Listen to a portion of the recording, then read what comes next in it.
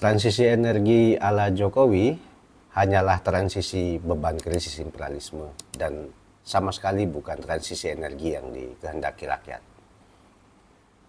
Saya Saiful Tony dan inilah Sikap Agra.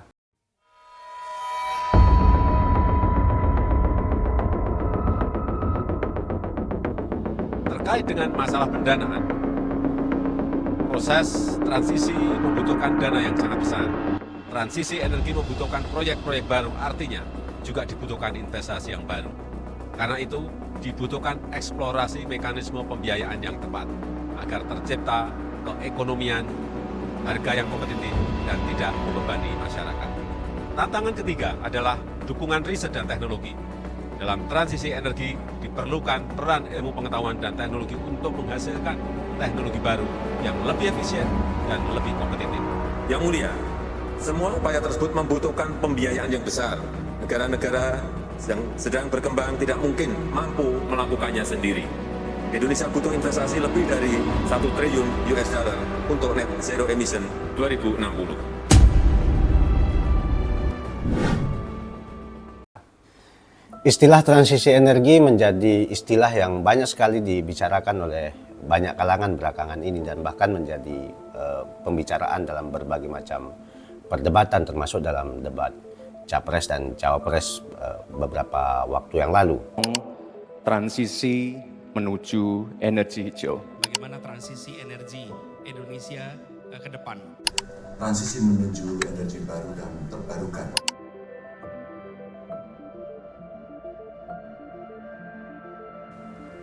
Terdengar sangat keren karena ini adalah menjadi istilah baru yang kemudian dibicarakan. Tapi apakah transisi energi sekeren istilahnya? Mari kita bicarakan sama-sama. Transisi energi dimaknai sebagai sebuah proses perubahan pola produksi dan konsumsi dari pola produksi konsumsi berbasis energi fosil menjadi pola produksi dan konsumsi berbasis energi terbarukan. Tidak ada yang salah sebenarnya dari istilah ini, tidak ada yang salah sebenarnya dari pengertian ini. Bahkan semestinya begitulah pola konsumsi energi yang harus dilakukan agar bisa menjamin keterbarukannya, bisa tetap menjamin keberlanjutannya, agar kemudian bisa menjamin keberlanjutan dari lingkungan hidup, keberlanjutan dari planet ini. Konsepsi transisi energi sendiri itu lahir dari sebuah situasi yang disebut dengan perubahan iklim atau yang juga dikenal dengan istilah krisis iklim. Nah, krisis iklim atau perubahan iklim itu adalah situasi di mana terjadi perubahan suhu atau pola cuaca yang diakibatkan oleh bisa saja secara alamiah karena perubahan aktivitas matahari atau aktivitas letusan gunung berapi dalam jangka waktu yang panjang. Akan tetapi sejak era tahun 1800-an, krisis iklim utamanya diakibatkan oleh pembakaran energi fosil secara berlebihan dalam aktivitas produksi industri. Singkatnya, krisis iklim adalah konsekuensi nyata yang harus ditanggung oleh seluruh umat manusia akibat eksploitasi terus-menerus yang dilakukan oleh sistem kapitalisme monopoli sejak era revolusi industri hingga saat ini. Alih-alih bertanggung jawab atas kerusakan iklim yang ditimbulkan akibat dari eksploitasi yang terus dilakukan oleh kapitalisme monopoli ini, mereka justru kemudian memindahkan beban tanggung jawab itu kepada negeri-negeri terbelakang, termasuk negeri-negeri semacam Indonesia dan negeri-negeri terbelakang lainnya dengan membajak istilah transisi energi ini. Makanya istilah transisi energi ini kemudian dalam konsepsi kapitalisme monopoli lebih tepat jika kita sebut sebagai transisi beban krisis, yaitu mentransisikan beban krisis yang harusnya mereka tanggung kepada negeri-negeri terbelakang atau negeri-negeri di dunia ketiga. In Europe, we are facing the worst energy crisis in at least 50 years. Apa saja beban yang mereka transisikan? Pertama adalah beban untuk tetap menjaga agar suhu itu tetap berada di bawah derajat Celcius. Yang artinya adalah bahwa negeri-negeri dunia ketiga dipaksa untuk menyediakan lahan untuk mengembangbiakan karbon Tapi di sisi lain kemudian mereka bisa dengan sangat bebas untuk kemudian menjalankan eksploitasi industri mereka yang melahirkan bertumpuk-tumpuk emisi yang kemudian menghancurkan, mengakibatkan kerusakan iklim dan krisis iklim seperti yang sekarang terjadi. Beban yang ditransisikan kedua itu adalah beban bahwa di satu sisi mereka tetap melakukan eksploitasi atas sumber daya alam termasuk energi fosil di negeri-negeri terbelakang, tapi kemudian negeri-negeri tersebut itu dipaksa untuk kemudian memindahkan energi mereka dari energi berbahan bakar fosil itu menjadi energi yang berbahan bakar energi bersih atau energi terbarukan.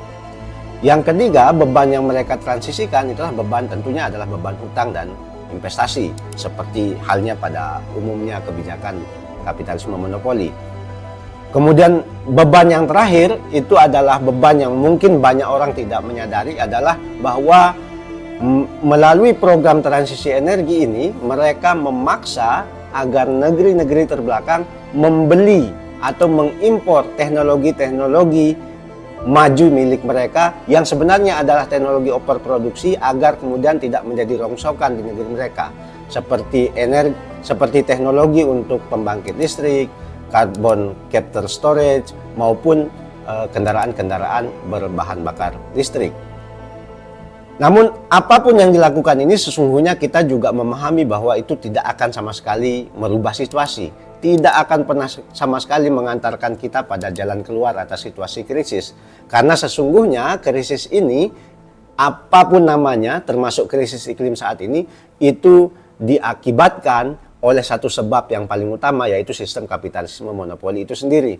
Sehingga tepatnya jika saat ini yang harus dilakukan, yang paling fundamental yang harus dilakukan oleh seluruh rakyat dunia itu bukanlah climate change, tapi sudah harus mulai berbicara tentang system change. Lantas bagaimana Jokowi mengimplementasikan agenda transisi energi ini di Indonesia? Untuk mempercepat proses transisi energi.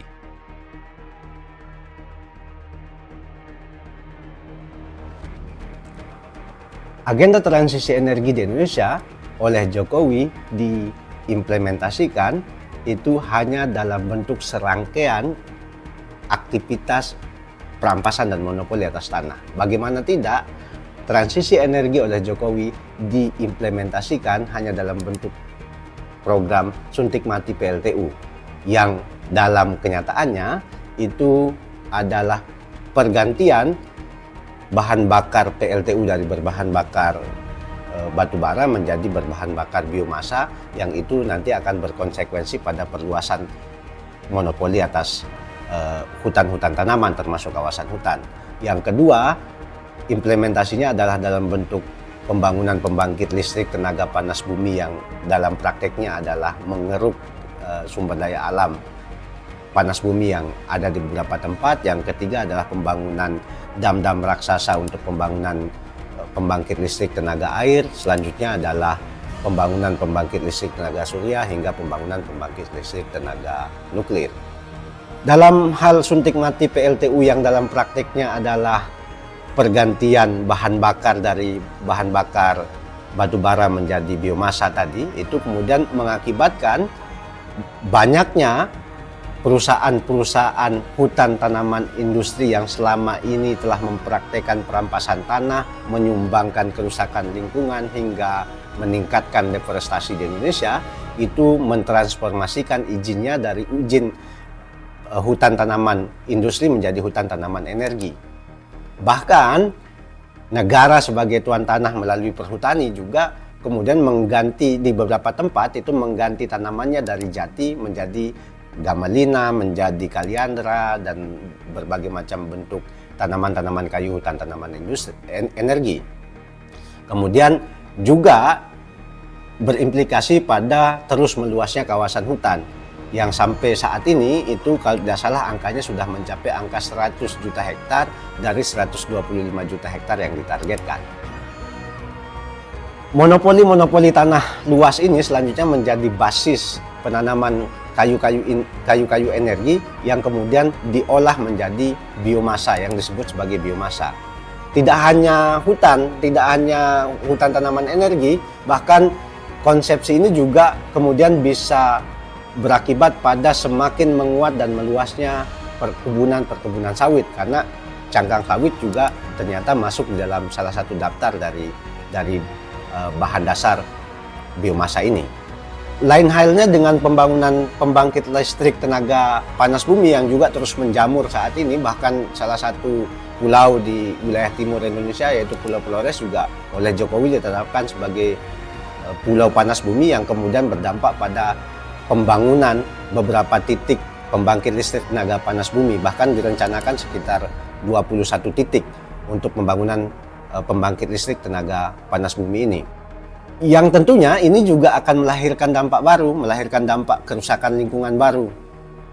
Tidak hanya kerusakan lingkungan, tetapi juga kemudian akan berdampak pada penggusuran, pemukiman, perumahan, pengusiran rakyat dari tempat kerjanya, tempat hidupnya, bahkan pengusiran rakyat, masyarakat adat di dalam kawasan-kawasan pedalaman.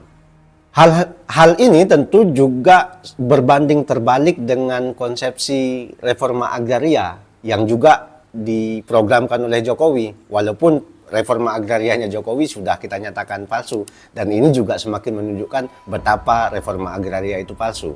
Kaitannya soal ini bisa menonton video kami sebelumnya.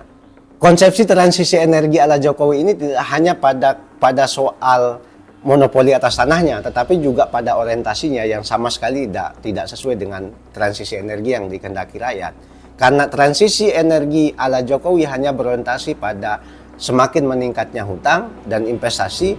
Yang kedua adalah impor teknologi overproduksi milik kapitalisme monopoli. Kemudian yang ketiga itu adalah hanya untuk melahirkan energi yang hanya untuk memenuhi kebutuhan industri dan proyek-proyek strategis milik Jokowi lainnya. Dalam konteks penumpukan hutang dari program transisi energi, Jokowi kemudian juga meraup begitu banyak hutang-hutang baru, menghasilkan beberapa hutang baru melalui beberapa skema kerjasama.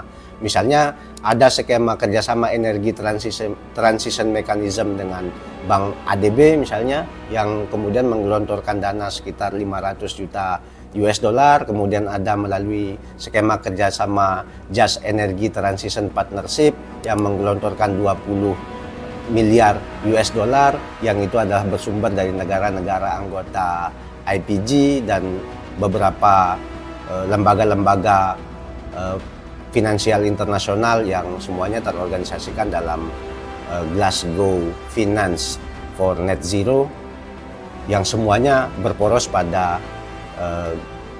US tentunya. Selain itu juga ada 474 juta US dollar dari Climate Investment Fund, kemudian ada 500 juta US dollar juga dari Asia Zero Emission Community, dan mungkin banyak lagi yang sumber-sumber hutang lainnya yang terus menumpuk. Selain itu juga ada investasi yang kemudian disebut sebagai Green Fund atau investasi hijau.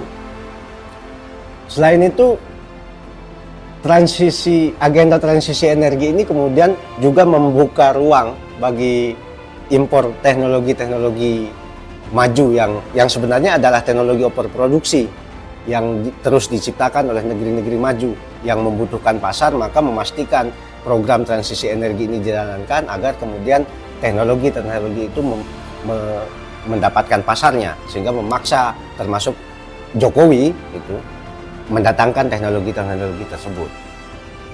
Kemudian orientasi yang terakhir itu orientasinya adalah hanya untuk memenuhi kebutuhan energi dari industri-industri milik perusahaan-perusahaan besar monopoli yang juga dimiliki oleh negeri-negeri kapitalis tadi yang dibangun di dalam negeri.